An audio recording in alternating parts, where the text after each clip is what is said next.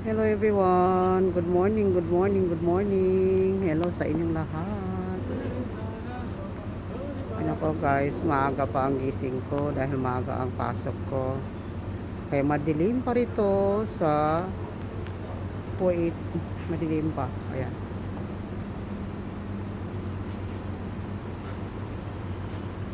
Pero kahit madilim pa rito sa Kuwait, diba, gising ng mga tao rito. Siyempre kung may negosyo ka, dapat maaga kang gigising, maaga kang maghahanda kasi siyempre may negosyo ka. Katulad nito, yung restaurant na yan, nakita nyo guys. Yan. Maaga pa yan, may mga customer na. Tapos may tindahan doon. Yan. Kasi maaga pa sila magbubukas ng kanilang mga establishmento, yung kanilang mga pwesto, tindahan nila. So ako naman, maaga rin kami papasok. Ako ay naghihintay ngayon ng transport dahil ang aking mga kasama ay pinick up na ng aming driver ng maneho. Kasi ang kampanya na pinapasukan ko ay may sariling uh, may mga sariling driver at kami ay hatid sundo sa aming mga pinapasukang mga uh, store. Kumaga may mga branches ng mga ng tindahan kung saan mga lokasyon ganun. So nandito ako ngayon sa Parwania, dito ako nakatira. Ayan guys. Shout out sa lahat ng mga kamag-anakan ko, mga kaibigan, mga kakilala. Hello sa inyong lahat.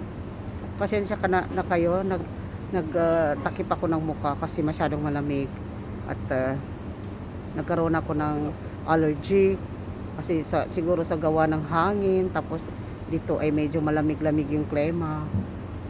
Shout out sa lahat ng mga FW ko dyan, FW ko, katulad ko rin na nasa ibang bansa na nagwo-work. Tiis-tiis lang tayo guys kasi life is not a bed of roses. We need to suffer. Kung kailangan nating makuha ang mga gusto natin sa buhay, kailangan natin magsakripisyo, magpakahirap. Kasi hindi darating ang mga bagay na yan kung natin pagsisikapang makuha. Ako, matagal na ako nagtatrabaho sa Kuwait, pero thank you naman at nakasurvive din. At nakakatulong ako sa pamilya, lalo na sa aking mahal na ina. Shout out sa aking mahal na ina. Sana ay umaba pa ang inyong buhay at namimiss ko talaga kayo. Salamat sa aking kapatid na inaalagaan yung aking ina, ang aming ina, I mean. So ito yung lugar kung saan ako nakatira. Yung building na yan na mataas, diyan ako nakatira guys. Nasa 4th floor ako. Ito yung harapan ng bahay ko. Ayan.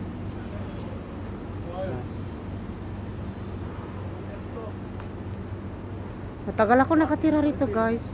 Mga siguro tatakbo ng 11 years. 11 years na ako nakatira sa lugar na ito. Ayoko kasi lumipat ng iba-ibang mga lugar kasi gusto ko yung masaya. Dito masaya sa lugar na ito at lahat ng mga kumbaga may mga bibilin ka mga kung ano nung gusto mo, lalo na mga paninda ng Pilipino. Siyempre Pilipino tayo. Hindi natin maalis ang gusto nating mga bibilhin na mga galing sa Pinas o gawa sa Pilipinas. Kaya dito ako naglagi sa lugar na ito kasi napakadali. Sa likod nitong aking tinitirahan ay meron dyan tinatawag nilang Magater Mall.